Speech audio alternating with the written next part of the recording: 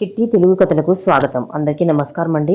కథలోకి వెళ్లే ముందు మీరు నా ఛానల్ని కొత్తగా చూస్తున్నట్లయితే సబ్స్క్రైబ్ చేసుకొని సపోర్ట్ చేయగలరని ఆశిస్తున్నానండి. సబ్స్క్రైబ్ చేసుకోరు ప్లీజ్. ఇక కథలోకి వెళ్దామండి. కథ పేరు బాబా బోధన. ఒక ఊరిలో రాఘవయ్య అనే వ్యక్తి ఉండేవాడు. అతనికి బాబాలు, స్వామీజీ లాంటి విపరీతమైన నమ్మకం, గౌరవం ఉన్నాయి. ఆ ఊళ్ళోకి ఒక స్వామీజీ వచ్చాడు. రాఘవయ్య స్వామీజీకి రుచికరమైన భోజనం పెట్టి, స్వామి, అబద్ధాలు చెప్పకుండా, పాపాలు చేయకుండా బతకలేని ఈ ప్రపంచంలో మీరు పాపరహితులుగా ఇంత నిర్మలంగా ఎలా ఉన్నారు అని అడిగాడు. ఆ సంగతి అలా ఉంచు. సరిగ్గా 7 రోజుల్లో ఈ ఇంట్లో మరణం ప్రాప్తమయ్యే అవకాశం ఉంది అన్నాడు స్వామీజీ. రాఘవయ్య కలవరపడి ఆస్తి పంపకాలు ఎలా జరగాలో, బాకీలు వసూళ్ల గురించి కుటుంబ సభ్యులకు వివరించి చిత్తశుద్ధితో దైవధ్యానం చేస్తూ సమయం గడపసాగాడు. 7వ రోజు రాఘవయ్య స్వామీజీని కలిశాడు.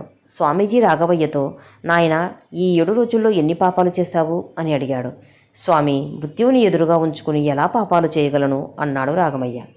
నీకు మరణం ప్రాప్తిస్తుందని నేను చెప్పలేదు కదా.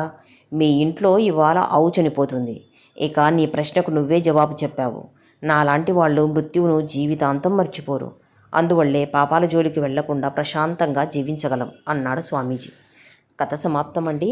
మీకు ఈ వీడియో కనుక నచ్చినట్లయితే లైక్ చేయండి, షేర్ చేయండి, సబ్స్క్రైబ్ చేయండి. Thank you for watching.